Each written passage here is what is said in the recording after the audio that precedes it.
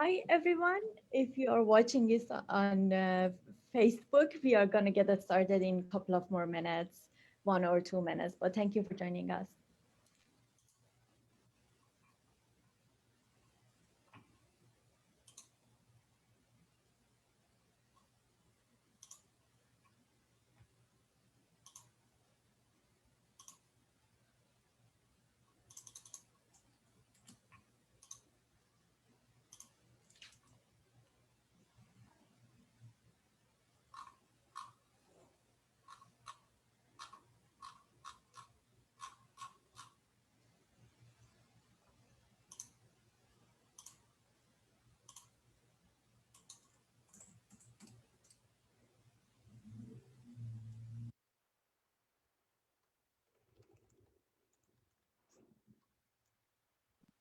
Okay.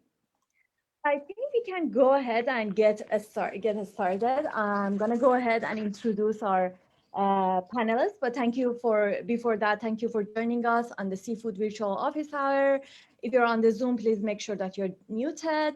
You are more than welcome to submit your question in the chat box, or if you feel comfortable, you can unmute yourself and ask your questions.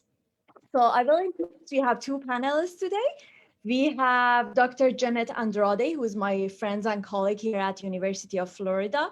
Dr. Andrade is a professor of nutritional sciences and master's in dietetic internship director at University of Florida in Gainesville. She holds a bachelor's degree in nutritional sciences at University of Illinois Urbana-Champaign, a master's in dietetic from Eastern Illinois University, and a PhD in Human Resource Education at University of Florida. Dr. Andrade's long-term goal is to minimize the rapid progression of chronic kidney disease in patients through dietary modifications. Her research interests are focused on reducing inflammation and improving nutritional status of those with kidney disease through modifications of foods and nutrients and nutrition education among both health professionals and patients. And we also have Molly Ahern, who joined the Fisheries Division at Food and Agriculture Organization of United Nations, or FAO, in 2019 as a food security and nutrition specialist.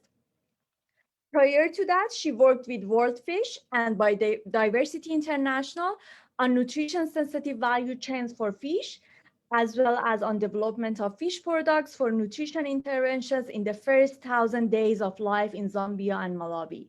Molly has also supported related nutrition education programs, conducted dietary assessment, and participatory rural appraisal of food system methodologies in various countries. She holds a master's in human development and food security, as well as 2 bachelor's degrees, including one in international affairs and one in global health. With that, we are going to go ahead and start with Molly. Give us a presentation about a new concept paper that United Nations published regarding the role of aquatic foods in ensuring sustainable, healthy diet. And after that, we had a couple of pre-submitted questions that the 3 of us will work on answering them throughout the office hour. With that, Molly, you can go ahead and get us started. And I'm going to stop share so you can share your screen. Thank you.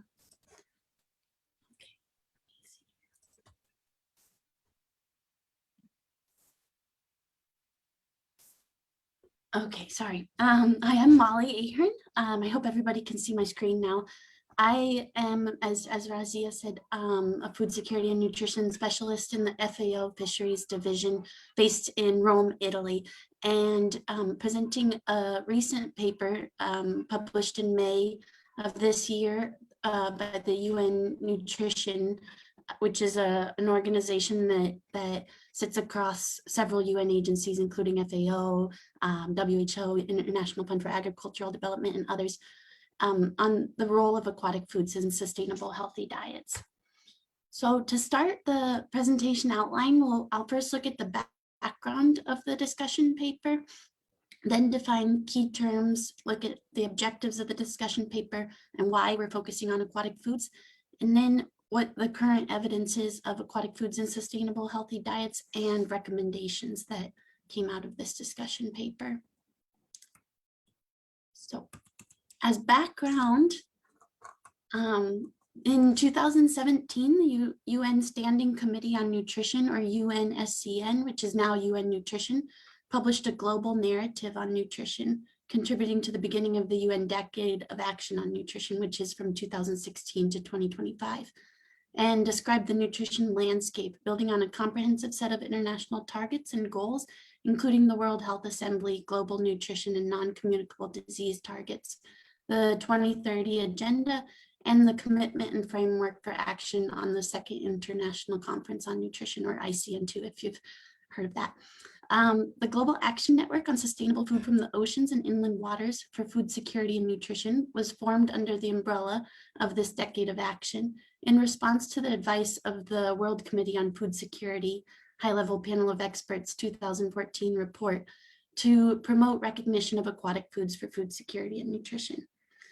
The recent State of Food Insecurity report that FAO publishes every year stated that current food systems produce enough food, but the cost of a healthy diet remains unaffordable to many, with expected increases in those experiencing food insecurity and malnutrition due to COVID-19.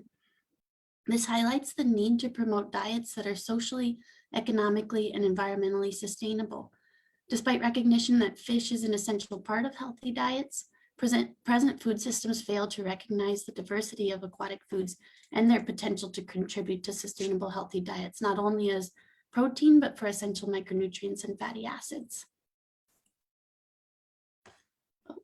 Can you all still see my presentation? I hope. Oh, there we go. Okay. So I'll first define sustainable healthy diets and what we mean here. Despite growing recognition of the importance of sustainable healthy diets, efforts to promote them have lacked a robust and well-defined narrative. To this end, in 2019, the Eat Lancet Commission published planetary health guidelines, while the FAO and WHO published a set of principles for sustainable healthy diets in an attempt to define this narrative. The discussion paper includes the full definition of sustainable healthy diets from FAO and WHO, it's quite long. So here I'll just highlight that they promote all dimensions of health and well-being, have low environmental pressure and impact, and are accessible, affordable, safe, equitable, and culturally acceptable. Debate over the role of animal-sourced foods in sustainable healthy diets continues, however, and aquatic foods are often simplified to only think of finfish, and they're often lumped in with other animal-sourced foods, with poultry and meat and considered all together. But there's much greater diversity and potential for this food group. So what do we mean? I've said aquatic foods several times already. What do we mean by aquatic foods? Traditionally, when people think of food from aquatic environments, they may think of seafood or fish. However, aquatic foods encompass a much broader range of foods, including animals, plants, and microorganisms that are farmed in and harvested from water, as well as cell and plant-based foods emerging from new technologies. The objectives of the paper the discussion paper aims to build consensus on the role of aquatic foods in sustainable healthy diets, presenting the breadth of evidence available to inform and steer policy, investments, and research to make full use of the vast potential of aquatic foods in delivering sustainable healthy diets and meeting the SDGs. So why aquatic foods? Aquatic foods are diverse, each with unique qualities and nutrients such as iron, zinc, calcium, iodine, vitamins A, B12, and D, and omega-3 fatty acids, which are important for physical and cognitive development.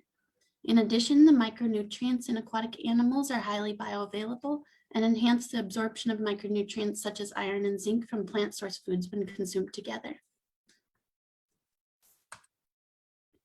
When we look at nutrition and public health, aquatic foods are not only important for improved public health nutrition outcomes in the first 1,000 days, which we often focus on from conception to a child's second birthday, but throughout life.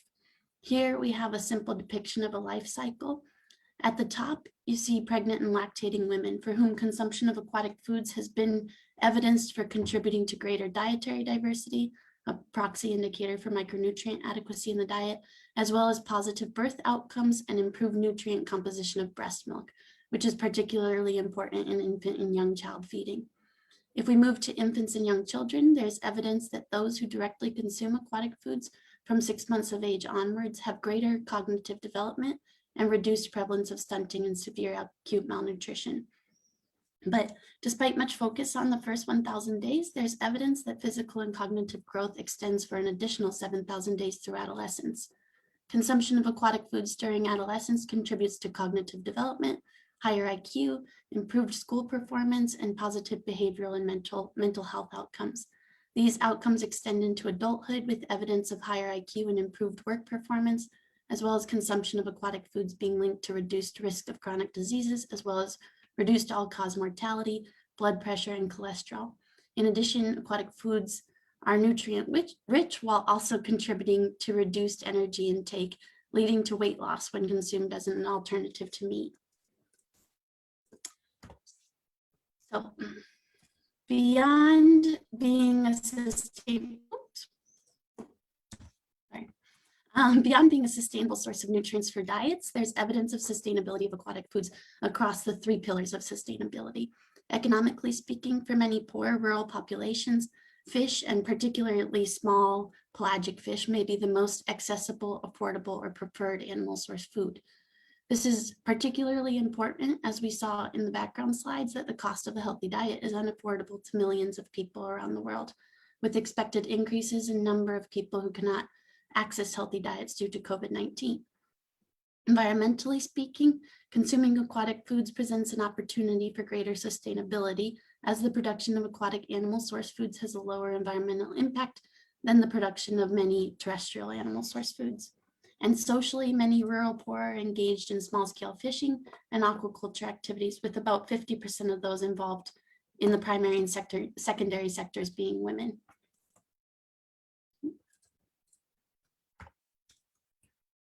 So now that we have seen why aquatic foods are essential to sustainable healthy diets, we'll look at how they're currently represented, promoted, and supplied. The guiding principles from FAO-WHO has a principle number 4, which promotes moderate consumption of aquatic foods, but moderate remains undefined. Traditionally, dietary recommendations for the consumption of aquatic foods focused on balancing nutritional benefits with food safety concerns over the bioaccumulation of contaminants and pollutants. More recent recommendations have adopted a more holistic approach, taking into account concerns over environmental impact of food production. The Eat Lancet Planetary Health Guidelines promote predominantly plant-based diets with limited consumption of animal source foods, although there is a specific recommendation of up to 28 grams of fish per day per adult. However, this recommended reference diet has been criticized as failing to recognize cultural and individual dietary choices, as well as for its unaffordability, particularly in many low and middle income countries. Thus, the need for national food-based dietary guidelines to be contextualized and adapted to cultural preferences. The discussion paper provides a review of 94 food-based dietary guidelines, 78 of which had recommendations for aquatic foods. And on the right there, you see the food-based dietary guidelines from Tonga. So now I'll give some background from 2 case studies that we included in the discussion paper on nutrition interventions, which included aquatic foods in the first 1,000 days and in school feeding programs. In Malawi and Zambia, small fish are often the only animal source food, but availability varies seasonally due to heavy rains and fishing regulations.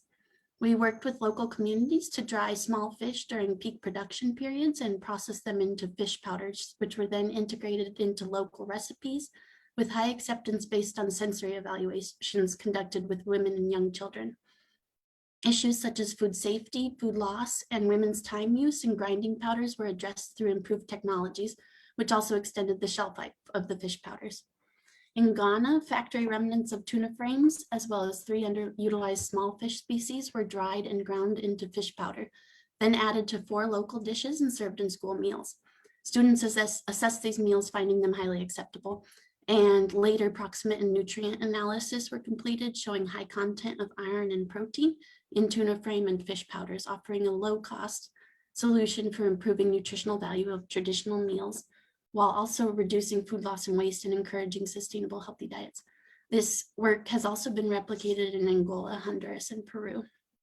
To this end, the discussion paper detailed a couple of considerations for the sustainable supply of aquatic foods, starting with the reduction of food loss and waste. A reduction in aquatic food loss and waste can make more food available without putting more pressure on the environment. However, food loss in aquatic food value chains is high in low and middle income countries due to poor handling, processing, storage, and marketing practices, which are further exacerbated by seasonal heavy rains that often coincide with peak production periods. Further, sociocultural and gender norms may limit the access of women, who often work in fisheries post-harvest, to resources, technologies, assets, and training that can improve efficiencies and reduce food loss and waste in aquatic food value chains. Looking at sustainable supply, I mentioned the reduction of food loss and waste, but we also have to look at capture fisheries and aquaculture. Capture fisheries currently 88% of global capture, 88% of global capture fisheries production was from marine waters, with the remainder from inland waters. However, there is evidence that inland catch is underrepresented in these figures. Capture fisheries differ in scale, equipment, capacity, and methods, with varying impact from fuel consumption, greenhouse gas emissions, biodiversity, and aquatic community structures. Small-scale fisheries in particular offer livelihood activities to coastal communities, as well as food and nutrition security. For example, a study from a couple of years ago found that 95% of inland catch is consumed locally. However, this contribution is often under-recognized in fiscal instruments and policies, and there is need for recognition of the interconnected socioeconomic and nutritional impacts of high seas governance and ocean property rights in relation to industrial fishing, as well as mariculture and non-fishing activities such as dumping of industrial waste. Looking at aquaculture, aquaculture is a rapidly expanding source of aquatic foods, with production reaching an all-time high in 2018. Similar to capture fisheries, environmental impacts of aquaculture vary depending on methods, species, scale, practices, facilities, and integration with other food-producing activities. Global growth in aquaculture has provided some benefits to the environment, replenishing depleted stocks in some cases, and providing ecosystem services such as bioremediation, waste removal, and habitat structure. However, if aquaculture is to be a sustainable source of food supply and improve food security and nutrition, we must tackle challenges associated with feed ingredients, the diversity of species produced, land and water usage, and equitable distribution. How am I doing on time, Razia? I hope I'm not going too far. Fine, you're fine. Okay. So I have a couple slides with the recommendations that came out of the discussion paper, starting with looking at consumption. First off, one of the recommendations is looking at promoting changes in consumer behavior and demand towards more sustainable, diverse, and low trophic aquatic foods through integrating these into food-based dietary guidelines at the country level, also in public procurement programs such as school feeding and other social safety nets, and nutrition interventions in the first 1,000 days. And then lastly, looking at how to create innovative, affordable, and convenient aquatic food products that utilize low trophic aquatic foods and byproducts to try to promote these foods in people's diets. And so you have at the bottom, there's some examples utilizing jellyfish actually. And then at the top right, there's some alternative seafood or lab-based seafood, which I haven't really touched on here, but it is also in the discussion paper, and a fish porridge that's made from fish powder. But with some of these different products, equity considerations must be brought to the forefront when considering promotion of consumer behavior and demand, and various supply side strategies for innovative, affordable, and convenient products in order for them to reach populations that are considered most nutritionally vulnerable. Looking at supply, sustainably improving the supply of aquatic foods for human consumption and building resilience on aquatic food systems can be done through several different methods. First, looking at targeting diverse aquatic foods, particularly low trophic species that have high biomass. and focusing on sustainable harvesting and catch use, for example, by encouraging consumers to choose the catch of the day or bycatch.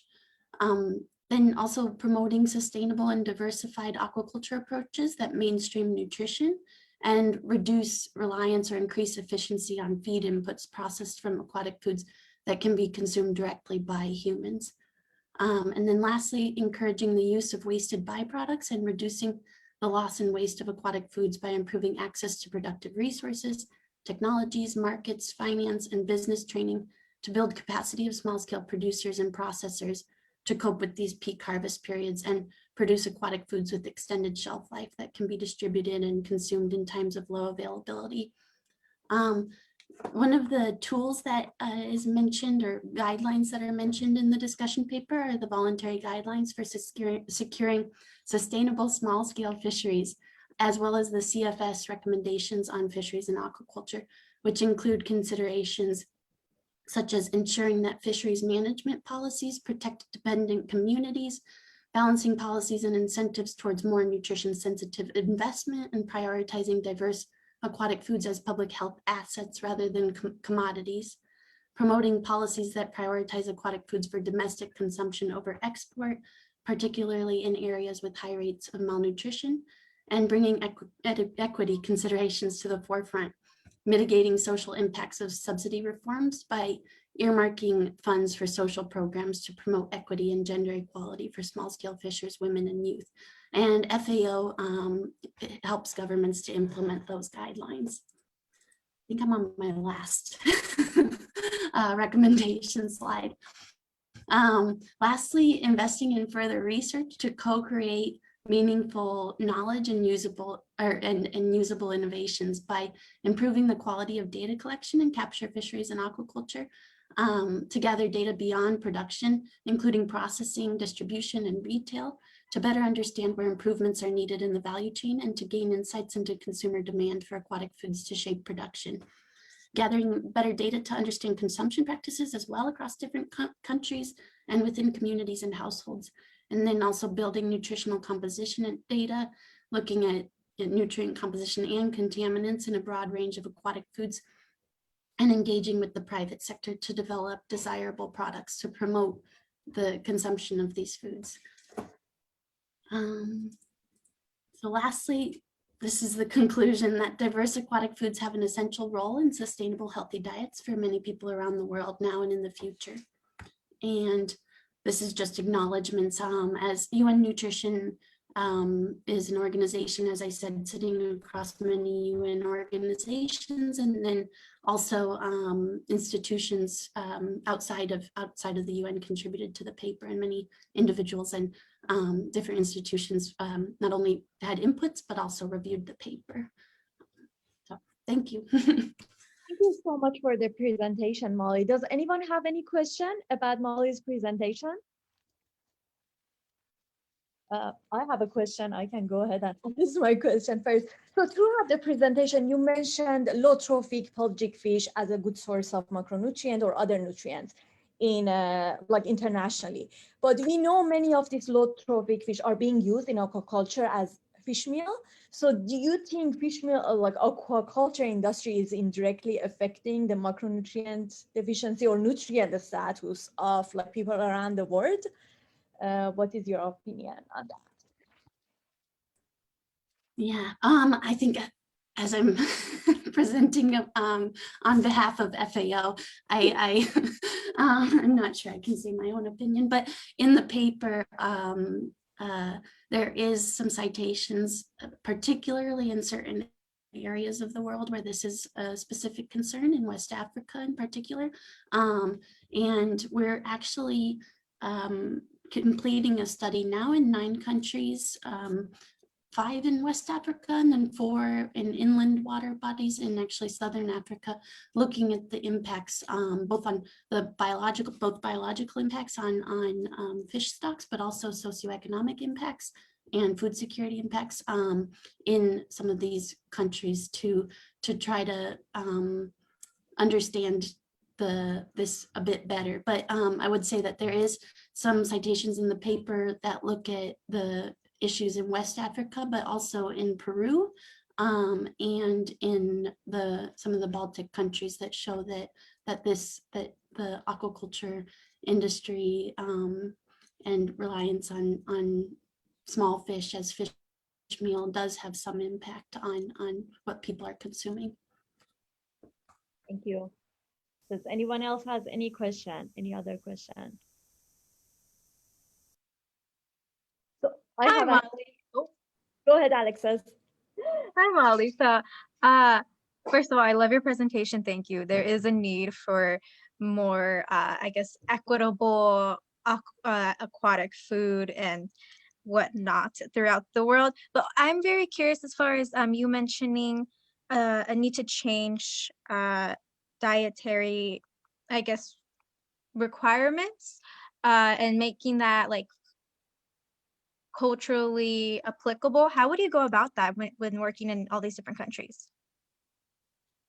Yeah, that's a really good question. Yeah, not necessarily, well, yeah, it is actually looking at dietary requirements, but looking at the food-based dietary guidelines. And the recommendation was specifically looking at how food-based dietary guidelines can be improved to better integrate aquatic foods and make sure that that is culturally done in a culturally acceptable way. In relation to the Eat Lancet report that came out in 2019, this report was quite critiqued in this sense, looking at that there was this kind of global recommendation that 28 grams of fish should be consumed per day per adult. But then later there was recognition that this ranges, as in some countries fish consumption is really low, where they rely more on pastoralism or terrestrial animal source foods, or in areas where populations are vegan or don't consume animal source foods at all. So this recommendation came out of recognizing the importance of culture in diets and making sure that food-based dietary guidelines actually align to the foods that are available and acceptable to certain communities. So not putting salmon on a food-based dietary guideline in India.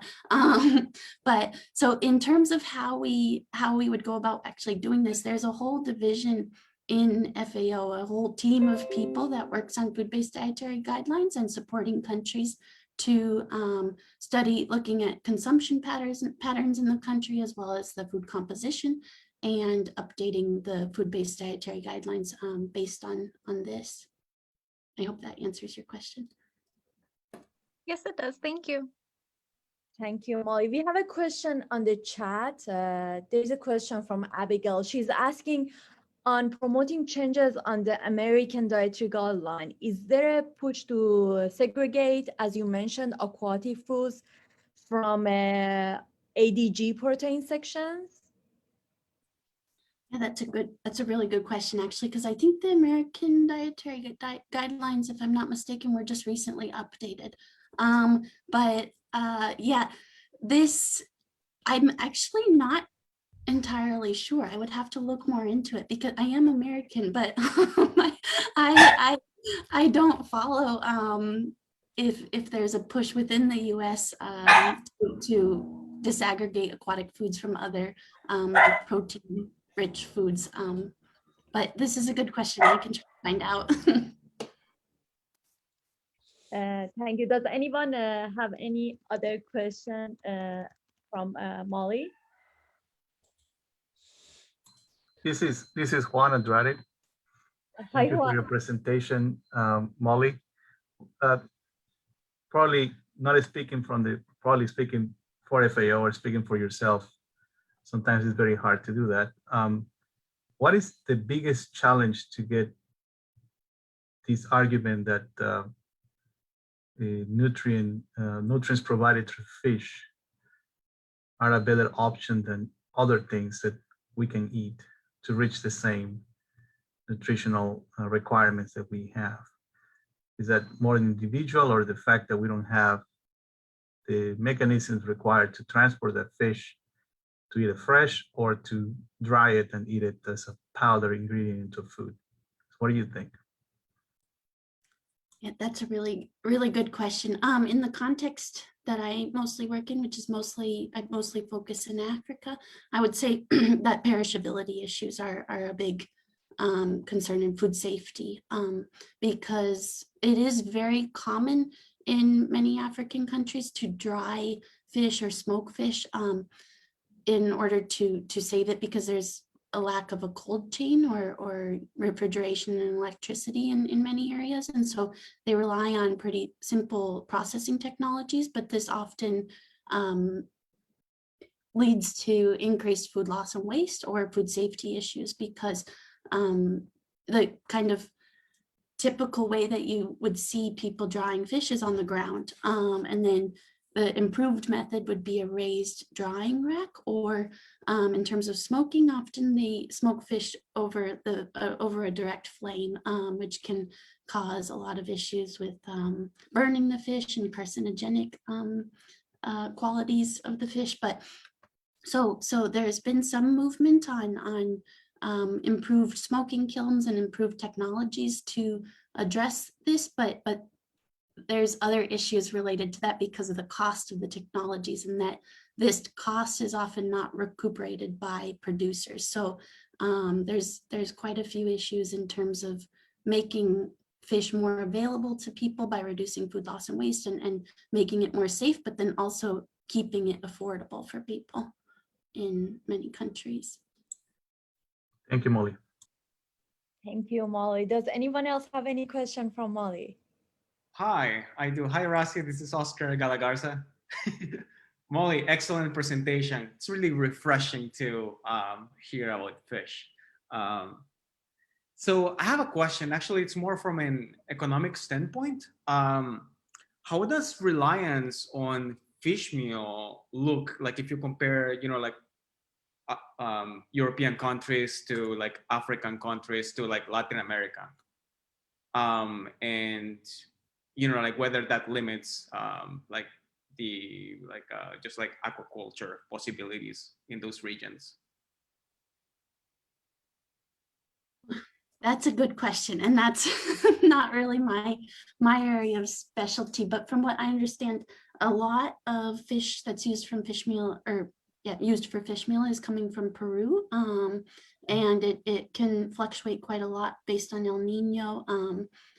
Based on the availability of small pelagic or Peruvian anchoveta mostly. And it's exported to different countries. China is one of the biggest aquaculture producers, and then a lot of Northern European countries. But as far as how that, I don't think I'm not sure I can fully answer your question. That's fine. I was just curious. Yeah, no, it's a great question. Thank you. Okay, thank you, Oscar, and thank you for Molly for answering all the questions and great presentation. We have some pre-submitted questions that I'm gonna go over them and we can work on answering them together. So we had a specific question about the cooking method and how, like, if you have different cooking methods, is it gonna affect the nutritional value of the seafood that we are consuming? I'm gonna give the floor to Jeanette to answer that, and then we can like jump in. Molly, if you have anything to add, and if I have anything to add, I'm gonna jump in and answer too. All right, thanks, Razi, for kind of putting me on this spot. So I will say that the cooking method does differ, and so it really just depends on how you're preparing it, right? So if you're frying it, for example, obviously you're going to probably put it in oil of some kind, so it's going to absorb more fat into that versus if you're grilling it or baking it, pan frying it, you're going to not necessarily lose a lot of nutrients. I think that usually is a question that many people have, is how much nutrients will I actually lose through these different methods? And you may lose a little bit, but I want to reassure everyone that it's not going to be as detrimental as now you need to take another supplement because of it. So just kind of keep that in mind, that you may be losing some water-soluble vitamins like the B vitamins, but in the grand scheme of things, that I wouldn't necessarily say that it's going to be completely detrimental to your health, in which now you're deficient in those nutrients just because you're, pan frying fish as opposed to eating it fresh. Thank you. I don't think I have anything. I don't have anything to add to that. That was great. We have also a question about mercury and seafood, which is really interesting to me because it's been a decade that the discussion exists, and it feels like that consumers still have question about mercury. So the question is, should I be worried about mercury when I'm consuming seafood, considering both finfish and shellfish? And if any of you have any input, you can go ahead and get us started, and I can continue from there. Yes, no?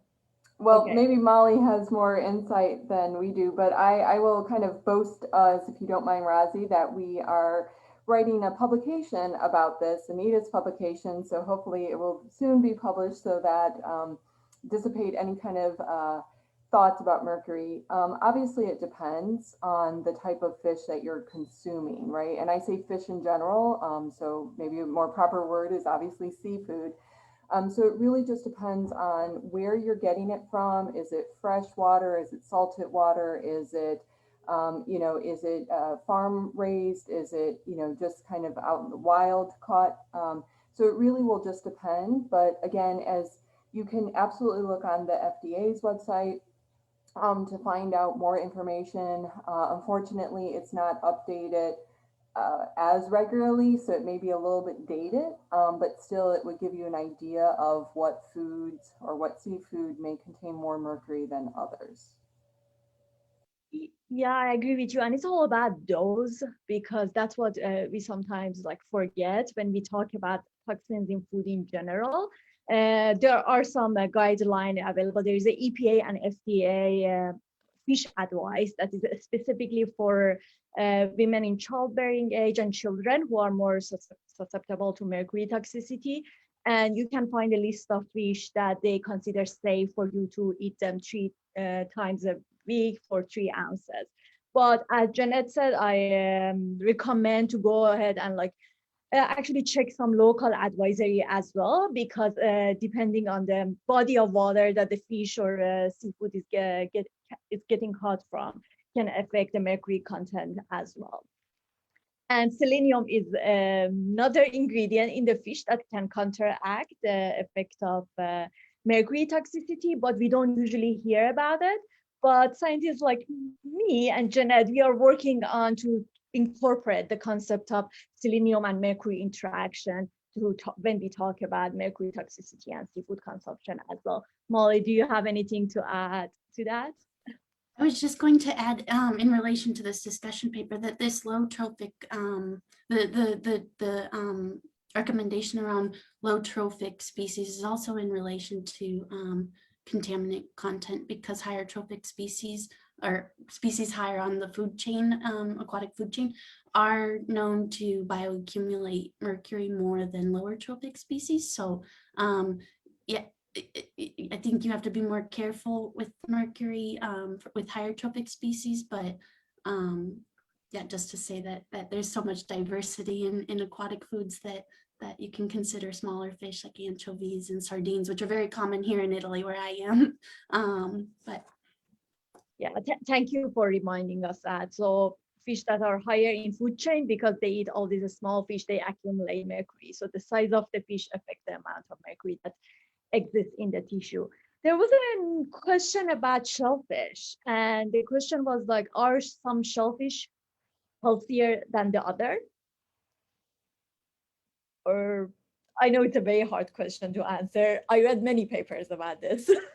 Yeah, actually, I was kind of looking into this when you had indicated this.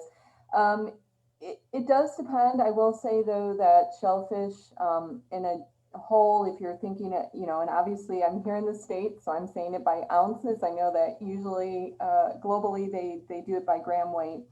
But if you think about a 3-ounce serving size, which is normally what most Americans consume, obviously they consume more, but to put it into perspective, 3 ounces. caloric levels, protein levels are about the same. What may differ, again, depending on if you're getting fresh water versus salt water. I don't even know for shellfish if there's a lot of fresh water. There probably is.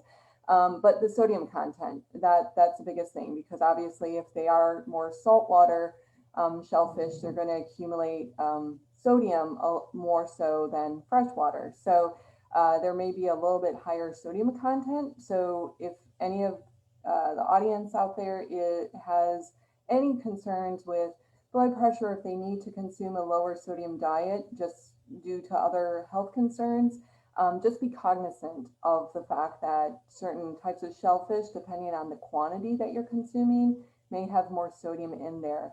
But overall, they're about the same as far as other nutrients. So that's all I have for that. Molly, do you have anything to add? I just want to Jeanette covered it. That's a good answer. some of shellfish, because they are filter feeders, they accumulate biotoxin, and they cannot be, biotoxin we cannot get rid of them with cooking. And also at the same time, many shellfish are being consumed raw. So being careful about like the restaurant that you are, for example, eating the shellfish, when they are sourcing this shellfish, is very important to make sure that it doesn't cause it to any foodborne illnesses or disease. And I don't have anything else to add to Janet's comments. Thank you. And I think there was a question about fish meal that Oscar asked, because he asked it before. I kind of look at the, and he asked like how much fish meal is being replaced. I just look at the statistic, and from 1995, which was I think the teenager age of aquaculture system, it used to be they use 50% of fish meal in producing the aqua feed. Now it's 10%. So the amount has decreased, but just looking at the expansion of the industry, because then 23% of the seafood was coming from aquaculture industry. Now more than 50% of the seafood is coming from the aquaculture industry. So although the number has decreased, it might not be a true reflection of decrease in the use of fish meal in the aqua feed. Although I would say there are many research going on using plant-based, cell-based, single-cell protein to replace fish meal, but still the pressure is on the ocean to get all these forage fish to feed aquaculture. And I think the future is brighter, but we need to work on some change. And let me see, we had a question about aquatic plants like seaweed and algae. Do they have the same nutritional value as, for example, fish or shellfish, like finfish and shellfish? Yeah, so I can attempt to tackle this. So no, it doesn't accumulate as much protein or that. So it's a little bit lower in protein than if you actually are consuming seafood in general. If you have it dried, you're going to get a little bit higher nutrient content in there, just because fresh compared to dried, the different processing techniques and everything. So again, it would be almost, how I like to say it is, if you're eating kale, right? So kale has a lot of vitamin K, it has a lot like vitamin A, it has rich sources of different types of vitamins and minerals in there. So it's the same kind of concept with the seaweed, especially if you're consuming it dry, is that there may be higher nutrient content because it's darker green. So you're getting different amounts of vitamins and minerals in there. Thank you, Jeanette. I don't have anything to add to that. Molly, do you have anything to add to that?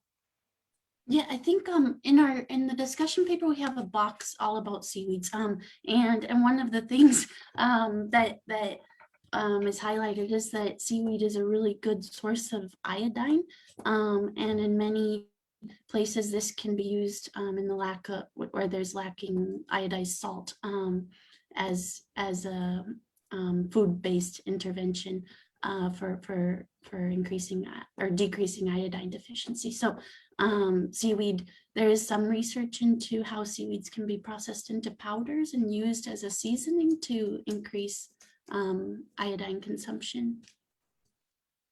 Thank you, Molly. I just wanted to add, in United States, from food safety regulatory standpoint, seaweed is not considered a seafood. It's considered raw agricultural product, but still we consider it seafood because it's a plant growing in the water.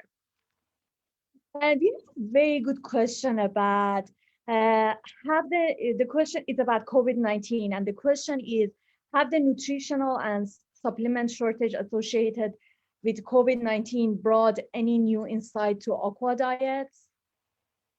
Do you have any comment about that? So this is actually a very good question, and I will say that one of my doctoral students actually did a study about this, not specifically about seafood, but just about the changes in dietary habits during COVID. And specifically, excuse me, when the United States was considered in lockdown. So from March until, April or so. And so we looked at that, and really seafood consumption went down. And when you think about it, it could be because of cost, it could be because of accessibility. So there were a number of reasons. We didn't necessarily dig into that. But I will say, when I looked at other papers that were done globally, as far as, in Spain and in Italy about COVID-19 and how the lockdown quarantine affected their dietary habits too, it was kind of very similar as far as the amount of animal consumption decreased slightly, again, maybe due to affordability, because of accessibility. I'm assuming now that at least in the United States and with certain countries, as they're getting more vaccinated, as people are going back to somewhat of a more normal routine, I would think that the seafood consumption patterns would start to steadily increase again. But that's just my thought, just based on what we're currently reading, based on how dietary habits are now shifting back to what they were prior to COVID.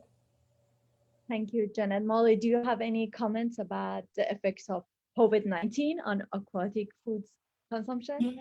Yeah, sorry, I think I dropped off there for a second when you asked the question, but it's a really interesting topic. And FAO has done some work in this area, looking at the impact of COVID-19 on seafood trade, as a lot of perishable food items are actually shipped on commercial carriers. So when there was a reduction in travel in between countries, this also affected seafood trade. And then in many countries, people consume seafood at the retailer restaurant stage. So this had quite a big impact on seafood consumption, as many people, I think Jeanette said, that people aren't consuming fish, or they reduce their animal food consumption when being at home more. So and then on top of that as well, we have looked specifically in India a bit more into dried fish value chains, as there was quite an impact on dried fish value chains due to social distancing measures and people not being able to go to work. And dried fish is really important in some areas in people's diets, and this had quite a large impact on people having access to affordable dried fish. Thank you, Molly.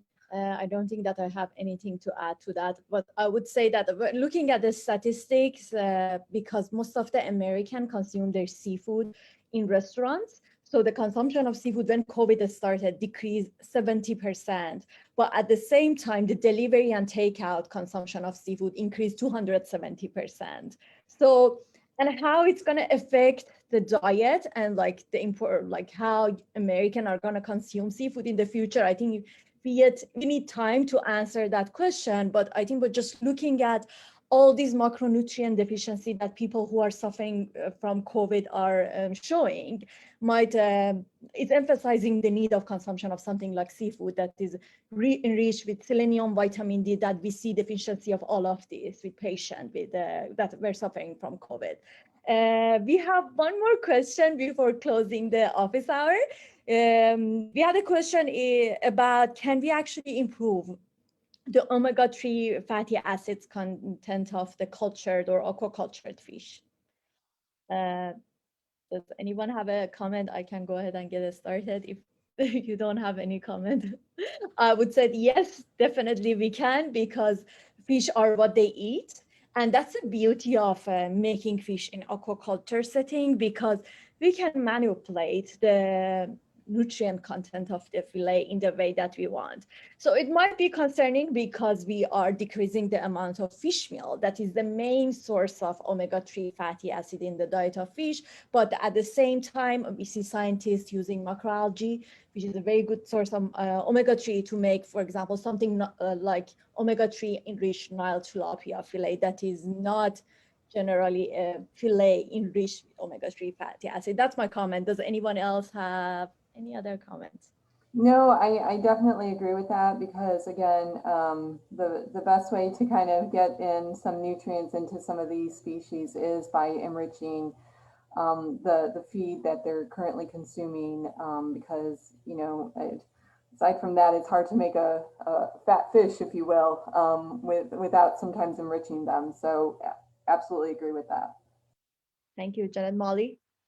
Yeah, I would just add, there's a very interesting paper looking at the nutrient content of farmed fish versus wild capture fish in Bangladesh. And it's by Jessica Bogart and a few other authors, and cited in this UN discussion paper. But one of the findings, they said that farmed fish was nutritionally inferior to capture species. But then if you actually look into it for the reasons why, it's also because of species that are being farmed are often larger fish species, and in comparison to small species which are consumed whole, you might get more nutrients or fatty acids from consuming the whole fish versus eating only the fillet. So this is one of the considerations, also like looking at not only at the feed, but also the species that are farmed and consumed. Thank you, Molly. With that, we don't have any other question. I just want to thank my panelists, Dr. Andrade and Molly. Molly took like it's afternoon in the Rome, and I really appreciate you attending and spending time of your Friday afternoon in my office hour. And thank you all, everyone else, for joining this meeting, and hope to see you for the next Seafood Virtual Office Hour. Have a good weekend, everyone. Bye. Thank you. Thank you, Razia, for inviting me to this. Joining us.